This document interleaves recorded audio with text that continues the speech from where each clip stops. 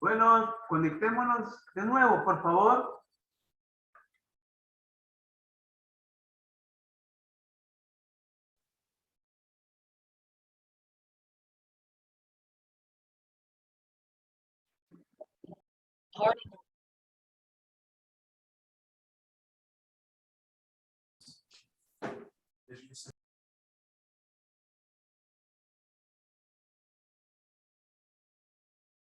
Eh,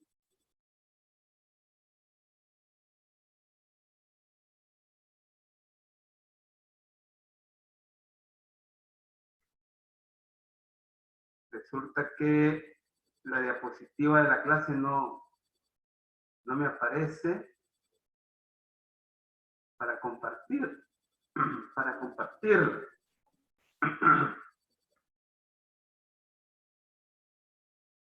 Tengo que volverla a bajar.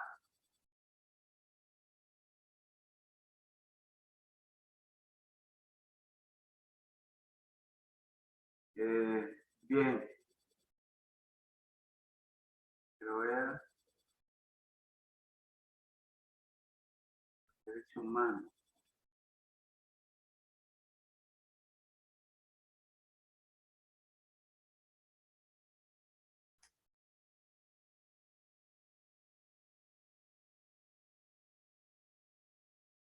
Ya va, ya va.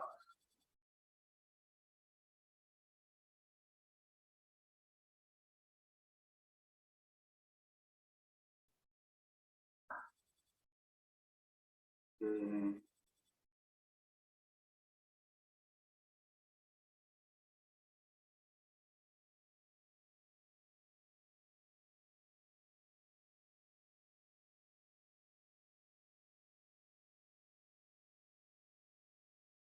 igual, ¿qué me pasa?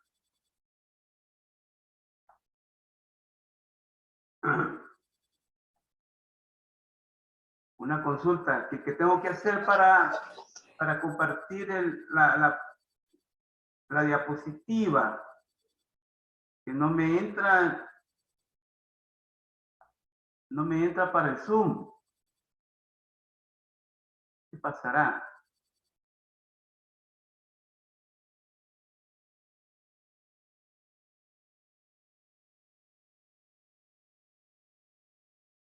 Porque no ven ninguna diapositiva, ¿verdad?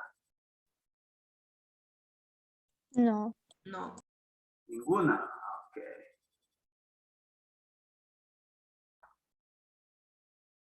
Bueno.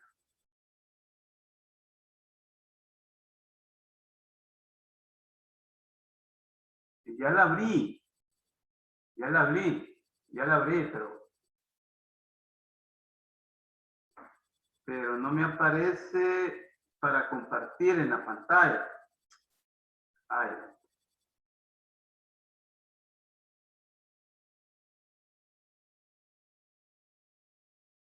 Voy a tener que hacer de nuevo.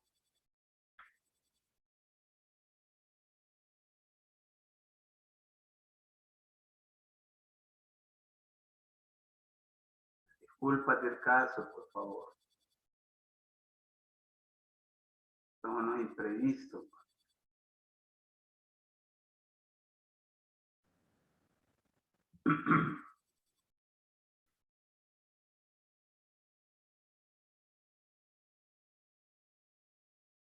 No me aparece para compartir. A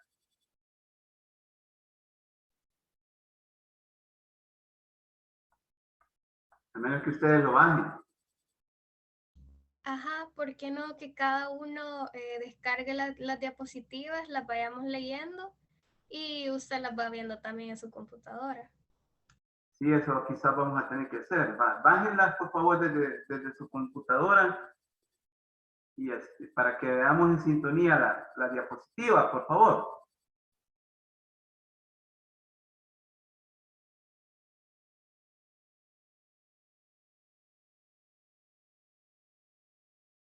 Porque no las puedo compartir. No sé.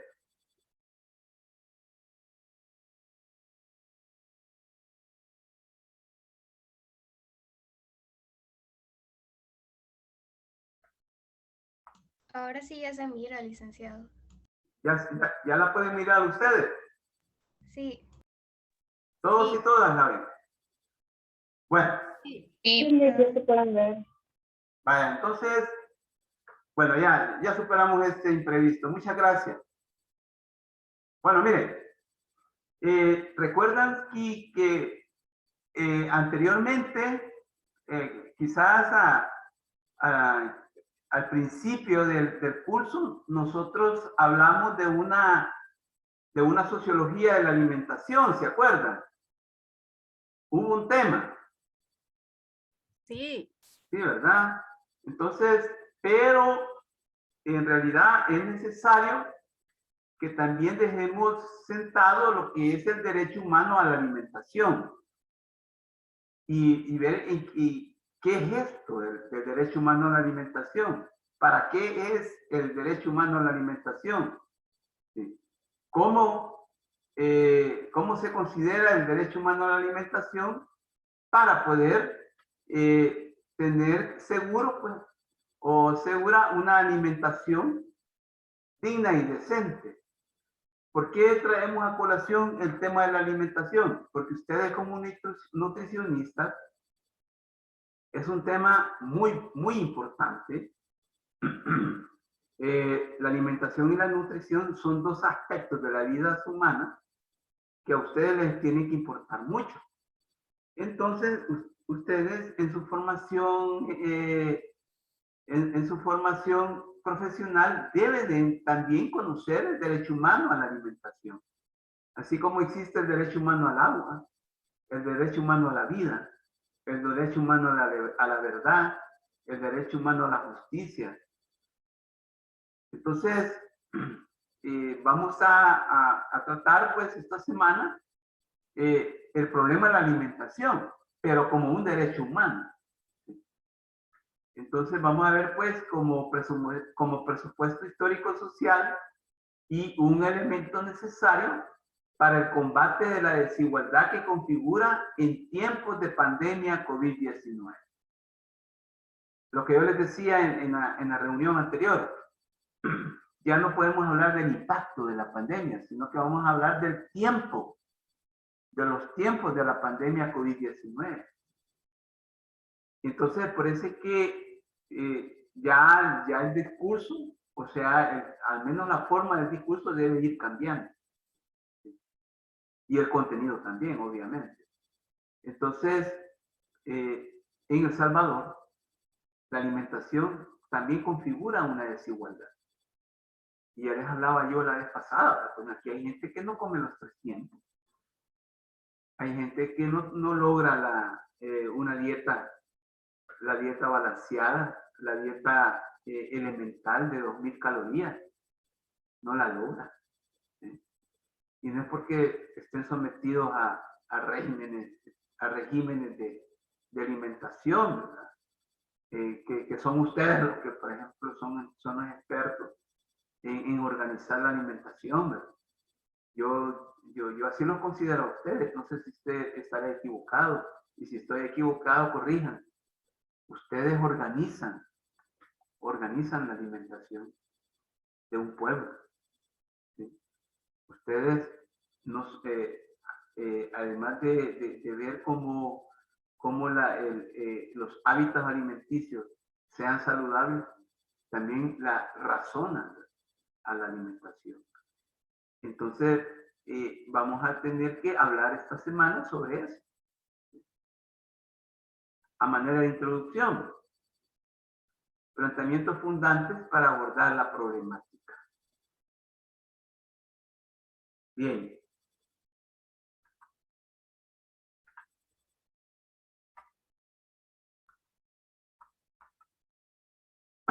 La primera idea que tenemos que manejar en la problemática esta es que la pandemia por COVID-19 ha develado las fortalezas y debilidades del sistema agroalimentario salvadoreño, entre autoabastecimiento y dependencia, así como la vulnerabilidad frente a las crisis como reflejo del relegamiento desde el Estado. Como hemos venido manejando, pues. ¿Sí? ese planteamiento que la pandemia no es ninguna causa de la presente crisis. Hay que tener cuidado, bien. Y esto ya lo hemos manejado en otras clases, en otros planteamientos, en otros problemas. La pandemia ha venido a develar, ¿sí? A quitarle el velo a la realidad, en donde también, y increíble cómo son las crisis humanas, como pueden ser fortalezas, pueden haber debilidades. Y aquí nos estamos refiriendo precisamente al sistema agroalimentario salvadoreño.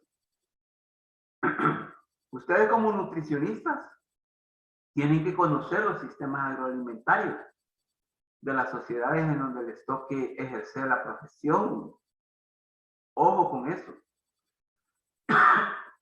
Yo no sé si en otras materias ustedes ven estos aspectos en donde el sistema agroalimentario es necesario conocerlo para poder conocer la nutrición y la alimentación de una sociedad. Y entonces, porque si hablamos de alimentación y de nutrición de una sociedad, tenemos que referirnos necesariamente a un sistema agroalimentario. Esto de agroalimentario, ¿por qué? ¿Sí? Ustedes saben que los alimentos naturales, ¿sí? Y más nutritivos provienen del agro, son productos de la tierra. Y por eso hablamos de agroalimentario. Tenemos una gran dependencia de lo rural en ese sentido. ¿Sí? Porque es precisamente el espacio en donde se producen los alimentos. Entonces nosotros debemos de conocer también esa procedencia. Y por esto vamos a hablar de un sistema agroalimentario. Más adelante vamos a definir lo que es esto del sistema agroalimentario. ¿Por qué? Solo teniendo el sistema agroalimentario posibilita el autoabastecimiento de alimentos y también la dependencia.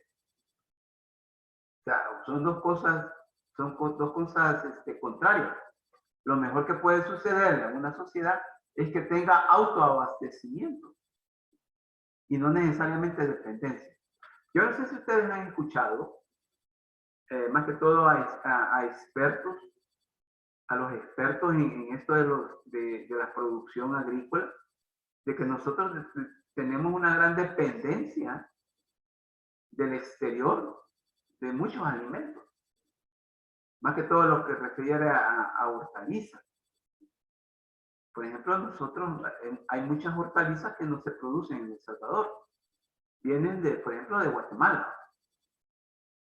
Si no la mayoría, pero un buen porcentaje de hortalizas que sirven de mucho para la alimentación de nuestra sociedad, vienen del exterior.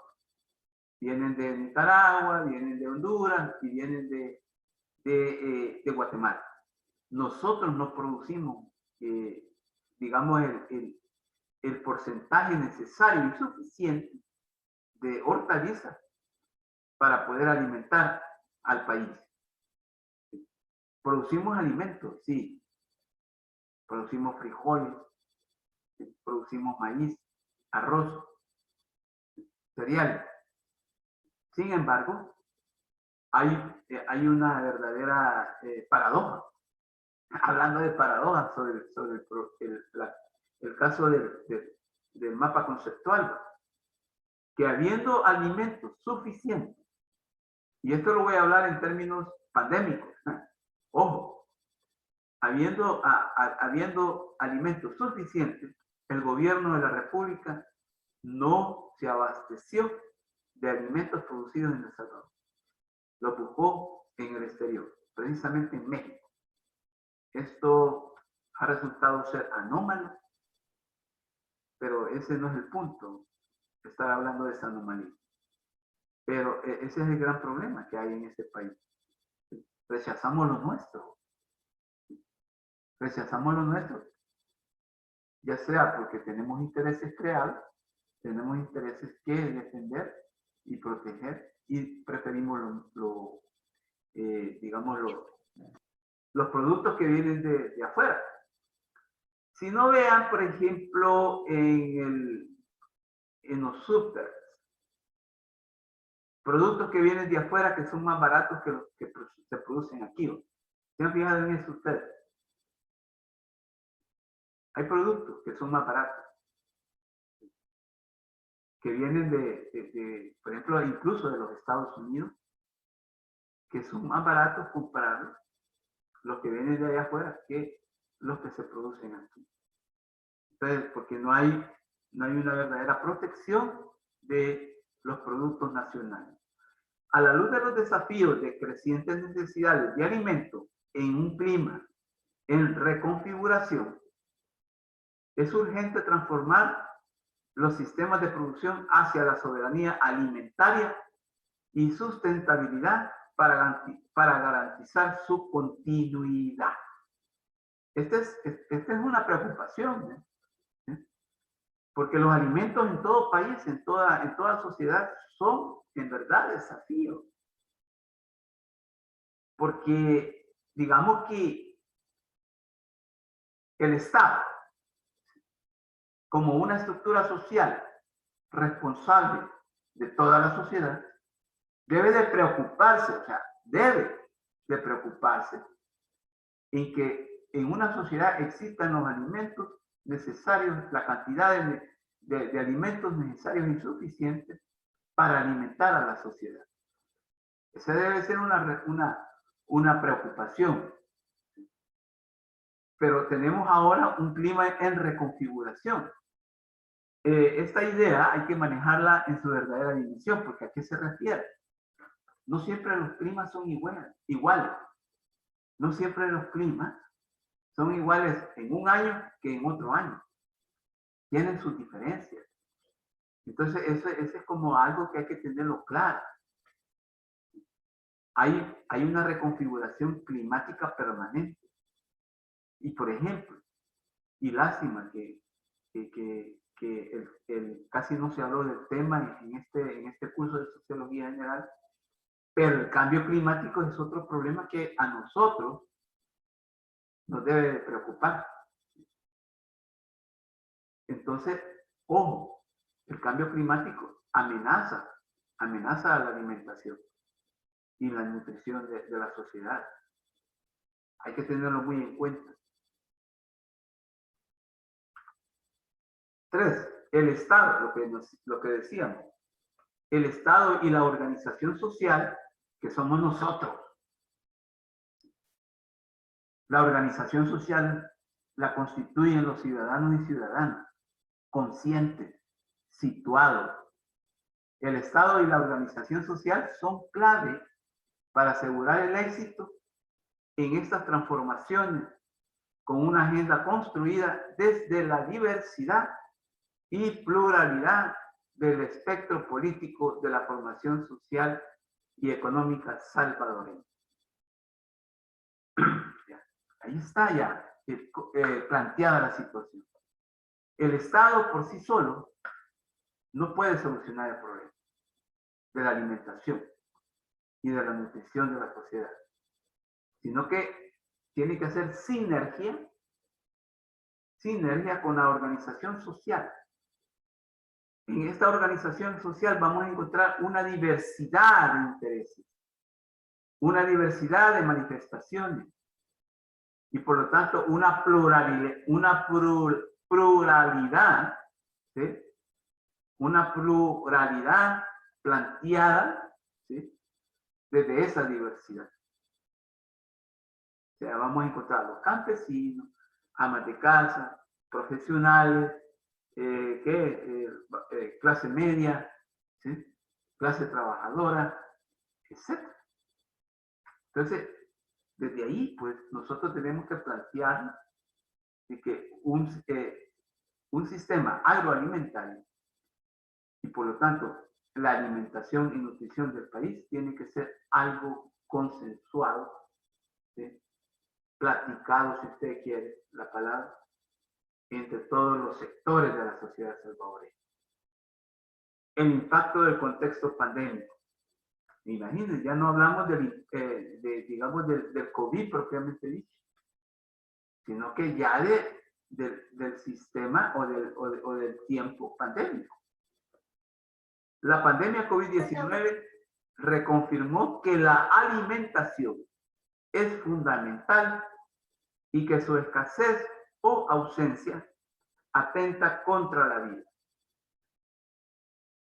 ¿Puede alguien desmentir esto? ¿Sí?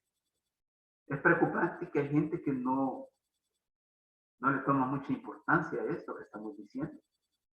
Quizás porque siempre han tenido la alimentación asegurada. Pero decimos que en El Salvador la alimentación es una desigualdad, así como la salud. La salud en El Salvador configura también una desigualdad. Y eso nosotros aquí lo hemos analizado. El empleo constituye una desigualdad también en este país. Entonces, la alimentación también. Entonces, su escasez o ausencia atenta contra la vida. El Estado, dentro de sus funciones, está el garantizar la alimentación digna y decente de la población. Pero no lo hace. Ahorita hay gente que no ha comido, va a comer hasta en la noche en El Salvador. Porque anda, miren, en la rebusca. Y si han comido entre comida o desde que se levantaron hasta hoy que llega a la casa, a las 7 de la noche, quizás un fresco y un pedazo de semita. ¿Qué es eso de alimentación? Además de perjudicial. Entonces tenemos un problema serio en este sentido. Planteamiento fundante. 1. Ciertamente la crisis revelan tanto condiciones estructurales de inequidades y desigualdades como oportunidades y urgencias para la transformación. O sea que debemos de aprovechar el contexto de crisis pandémica. ¿Sí? Debemos de convertirla en una verdadera oportunidad de cambiar de una vez por todas, de poder construir una normalidad nueva y buena. Lo que decíamos en clases anteriores también. Pero también puede ocurrir lo contrario, que las inequidades y las desigualdades se profundicen. Y miren, yo les voy a decir algo. Y en El Salvador, como que esto último es lo que se está planteando y que se está configurando. No sé cómo lo ven ustedes. Yo quisiera oír, por ejemplo, algunos testimonios al respecto. ¿Sí? El planteamiento que se desarrolla posteriormente es que la urgencia de avanzar hacia la soberanía alimentaria desde la organización popular es necesaria para el fortalecimiento del sistema agroalimentario con prácticas sustentables que incrementen la resiliencia del sector, principalmente en el subsistema productivo. Si queremos transformar, debemos de partir desde la urgencia de avanzar a la soberanía alimentaria. Más adelante vamos a ver a qué nos referimos a eso de soberanía alimentaria. Si alguien tiene alguna idea, quisiera que lo manifestara. Bien. Soberanía alimentaria. Cuando un pueblo tiene soberanía alimentaria, por ejemplo, pone límites a los alimentos que le perjudican la salud. Esa es una parte de la soberanía alimentaria. Hay sociedades que lo hacen. Hay sociedades que ya toman medidas y han tomado medidas fuertes para poder ponerle límite a los alimentos que son tóxicos o que afectan grandemente la salud. La soberanía alimentaria también es producir lo que se come. ¿Sí? Ojo con esto. por producirlo internamente. Y si usted quiere, nacionalmente. Si usted no lo hace en un 100%, por lo menos ese 80% que sea hecho aquí, en nuestro país. Yo una vez les dije, El Salvador está en la capacidad de darle de comer a todo el mundo, a todo El Salvador, con lo que se produce aquí en el país, pero no lo hace, debido al egoísmo, debido a esos sectarismos, debido a esos elitismos que hablábamos la vez pasada. Entonces, la soberanía alimentaria también es eso, ¿sí? Tener autonomía. Mire, y lo mejor que le puede suceder a un sistema agroalimentario es que tenga soberanía alimentaria y que esta soberanía alimentaria se traduzca en autonomía. No, nosotros no queremos ya la Coca-Cola. No, no queremos los productos transgénicos que vienen de los Estados Unidos, por ejemplo, y Europa. Ustedes como nutricionistas deben de tener mucho cuidado al hablar de los transgénicos, de los productos transgénicos. Por ejemplo, Monsanto. ¿Quién es y qué es Monsanto? Monsanto es una transnacional o norteamericana que produce de todo. Produce alimentos, produce fertilizantes, produce medicina, pero en cuanto a los alimentos, es mucho más criminal, porque lo distribuye en los países pobres como el nuestro, y lo vende, y se lo vende a los gobiernos. Por eso es que este país, vamos a ver que los gobiernos siempre les han importado más comprarle a las firmas como Monsanto los alimentos, porque esto también les dan ganancias, la corrupción, ¿no? Entonces, tenemos un problema muy serio. Entonces, la soberanía alimentaria es urgente, porque hoy por hoy en El Salvador no la hay. 2. Lo anterior solo es posible si el Estado asume un papel protagónico en el diseño, articulación y ejecución de las medidas necesarias, desde y con las organizaciones de productoras y productores agrícolas, para la defensa de la producción agrícola como cobertura de derecho a la alimentación, por encima del enfoque hegemónico de la mercancía.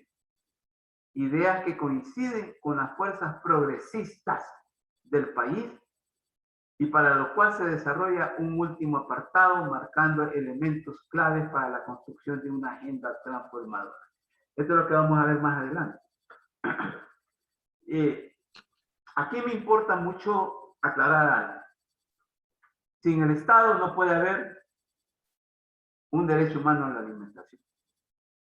Sin las funciones y el papel del Estado no puede haber también un sistema agroalimentario fuerte.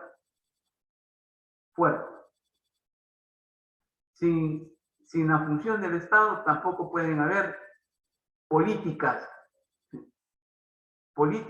en las cuales se pueda diseñar, se pueda articular y se pueden ejecutar esas medidas que yo les estaba hablando. Por ejemplo, que no consumamos ya productos transgénicos. Para nada, para nadie. ¿Sí? Es un secreto que en los súperes ya hay productos transgénicos. Hay una cantidad inmensa de productos transgénicos. Yo no sé si ustedes consumen productos transgénicos. Yo también. ¿Sí? Muchas veces no nos damos cuenta. Ojo con eso. El otro aspecto que me importa mucho también aclarar es que el Estado por sí solo no puede lograr esto. Tiene que haber, como les digo, un consenso, tiene que haber una articulación con los productores y las productoras agrícolas para la defensa de la producción agrícola, como una cobertura para el derecho a la alimentación. O sea, el campesino y la campesina, es decir, la clase agrotrabajadora, los obreros y las obreras agrícolas, las trabajadoras y trabajadores agrícolas. Porque hay un enfoque hegemónico. ¿Cuál es el enfoque hegemónico? Comprar todo de afuera. Y específicamente productos transgénicos, procedentes de los Estados Unidos, Europa. Ese es el enfoque hegemónico. Además de darle dinero a uno, atenta contra la salud de todos. Entonces, ese es el enfoque hegemónico del que hablamos. Y que ve a los alimentos no como un bien, sino que lo ve como mercancía. Ese es el enfoque hegemónico. Entonces, la lucha que debe de emprender el Estado, los trabajadores agrícolas, coincide también con las fuerzas progresistas. ¿Quiénes son estas fuerzas progresistas? Toda la sociedad organizada, concientizada y movilizada. Esas son las fuerzas progresistas a las que nos referimos aquí. Y que muchas veces yo me he referido en otros temas.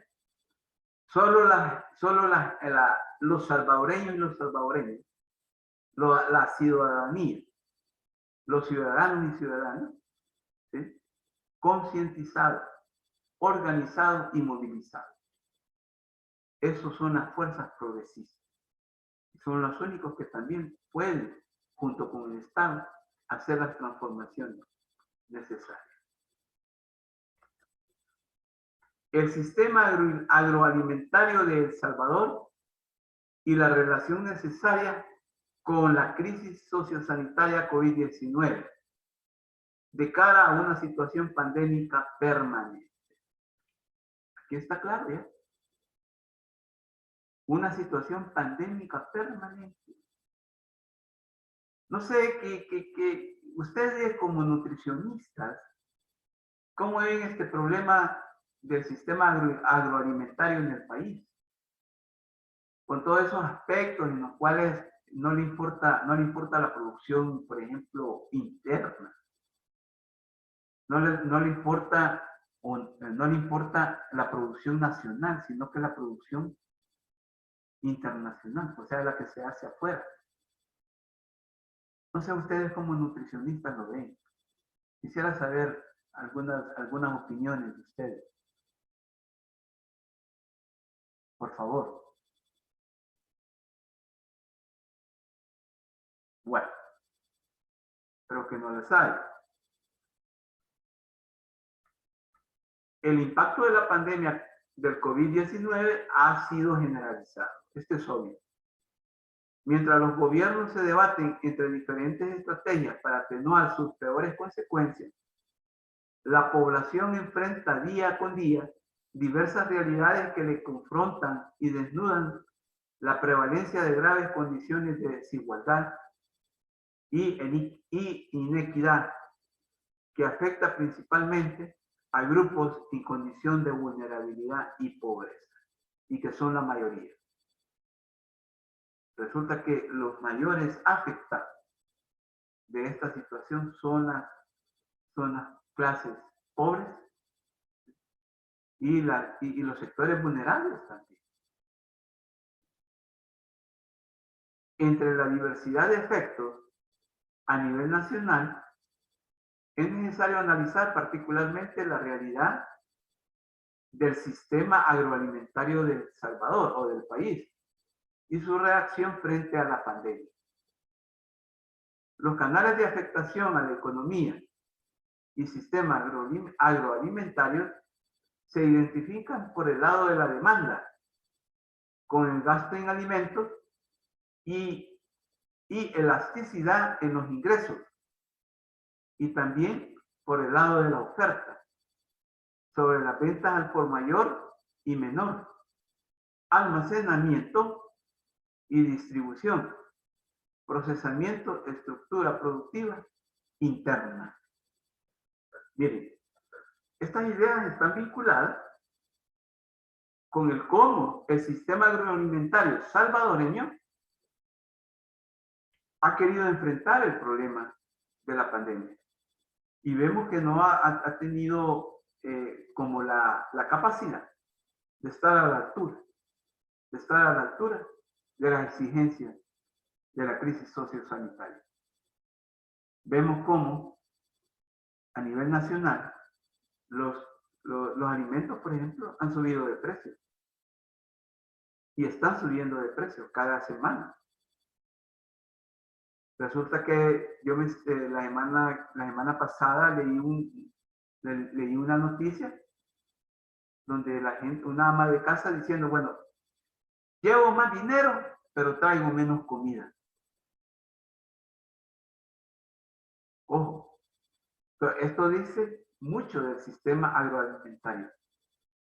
Cuando nosotros hablamos aquí de los gastos en alimentos, se gastan más en alimentos que vienen del exterior, ¿sí? Porque se compran más alimentos del exterior, porque eso obviamente permite que algunos tengan ganancias, algunos sectores vinculados con la importación de alimentos. Llámese Grupo Calleja, por ejemplo. El Grupo Calleja, que es el dueño de los selectos, importa alimentos. Entonces, tiene que estar vinculado con el sistema agroalimentario, pero desde el enfoque hegemónico, ¿sí? Entonces manipula la demanda. La elasticidad en los ingresos. ¿Qué quiere decir eso de elasticidad en los ingresos? Que no toda la población tiene los ingresos, los mismos ingresos para poder comprar los mismos alimentos en cantidad y calidad. Ya lo dice lo que yo les acabo de mencionar, lo que dijo la señora ama de casa en el mercado. Llevo más dinero ahora, pero traigo menos alimentos. ¿Eso qué me dice en términos de elasticidad de los ingresos? Que no hay una homogeneidad en los ingresos. Y uno lo ve en los súper. Uno ve en los súper, por ejemplo, gente que lleva llenas las carretas. Esas carretas de los súper. Las llenan. Y otros que apenas pueden llevar cereales y en una canastita. Entonces se ve allí pues la desigualdad. La oferta y la demanda también. Se ofertan productos que dañan la salud y más baratos. Y son precisamente los que se venden más baratos y que la gente compra.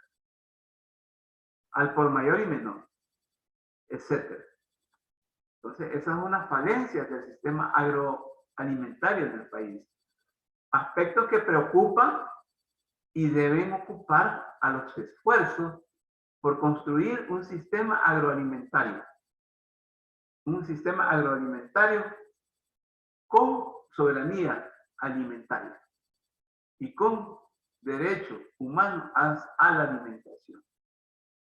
Bueno, ¿cómo se haga? ¿Cuáles son los aspectos que nos deberían de preocupar?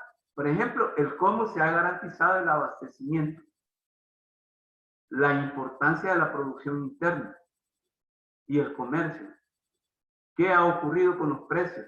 ¿Qué tipo de medidas se adoptaron para minimizar los impactos y garantizar los derechos de las personas relacionados a la alimentación? Y si en esas medidas se han tenido en cuenta la particularidad de poblaciones especialmente vulnerables, específicamente mujeres, niñas, ancianos, discapacitados.